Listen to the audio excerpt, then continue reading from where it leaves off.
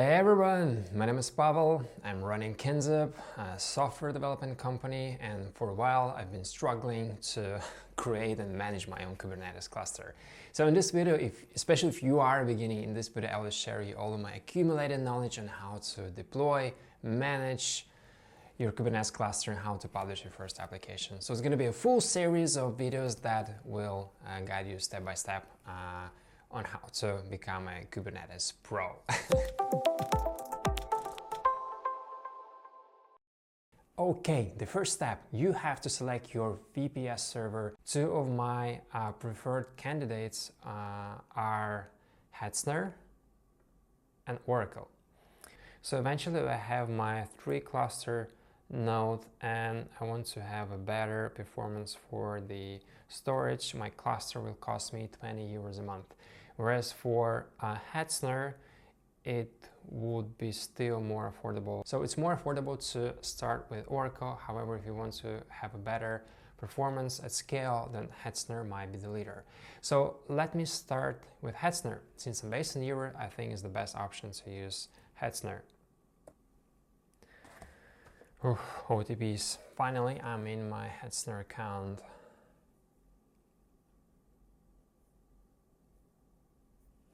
Okay, I will create my first instance.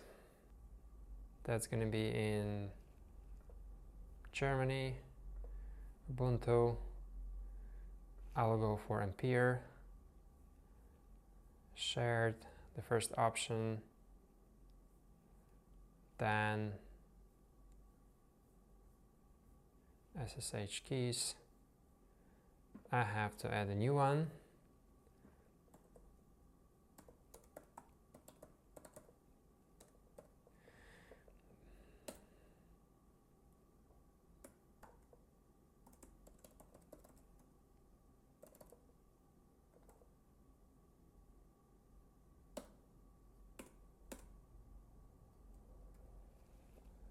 Oh, complains the dictionary does not exist.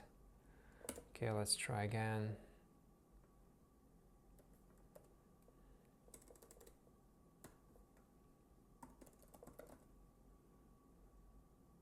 And a file needs to save the node 1. Okay, and I have my keys generated here.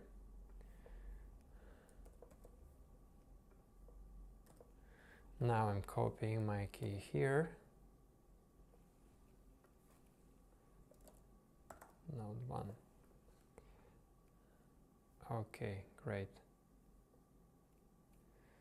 Labels, Kubernetes. Type it node 1. I am creating my node.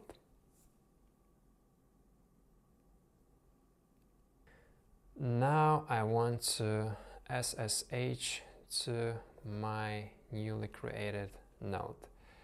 And I'm typing SSH at the following I and then providing my node 1 key. Yes. Yes. Right, have successfully accessed my newly created node. I will do the update of the system. Works quite fast.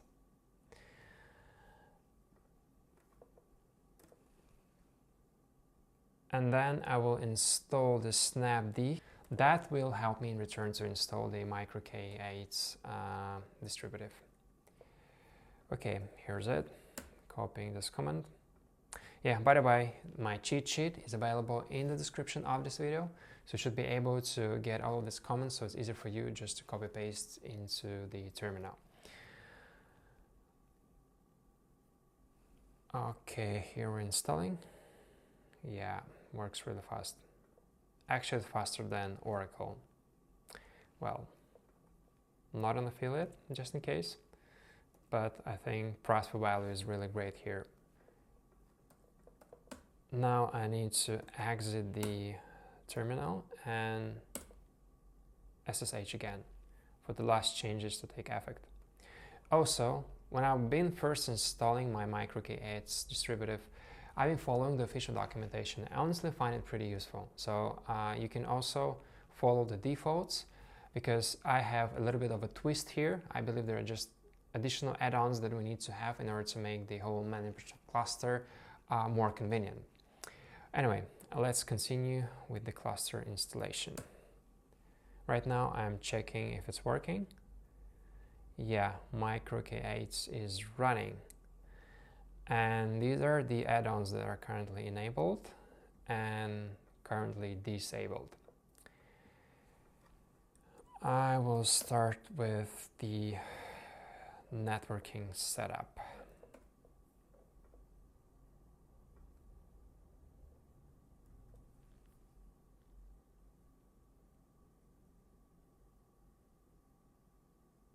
This actually may take a while.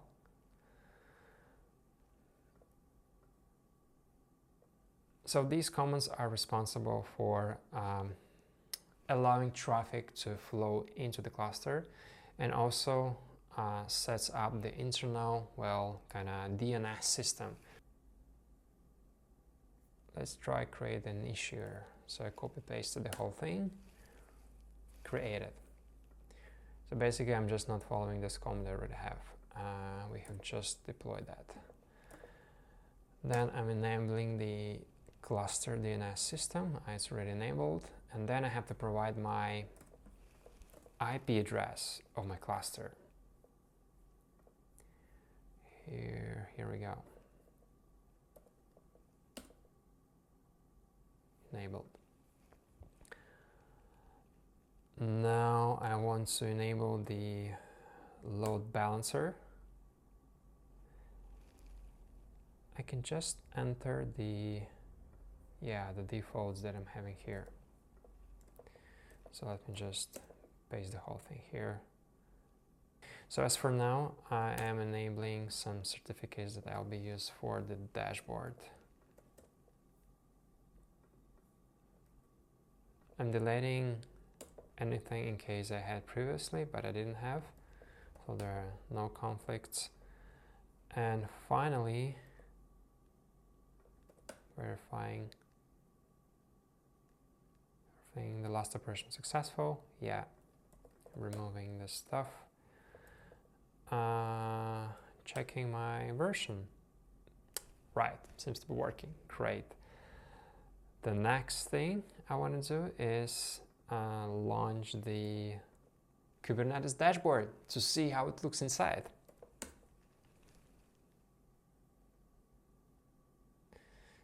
Okay, I was complaining about something, but let me check if it's actually working. So I have my IP address, and I have this following port, which is 10443. If I put this address into the URL of my browser, oh, just one thing, I have to type HTTPS. Yeah, probably I have to skip this warning because certificate is not yet provisioned. What we can see is actually dashboard is running. And now I'm copy pasting the token that will authenticate me into the dashboard. Right, by default it's a little bit empty here. We haven't have any kind of deployment services pods running.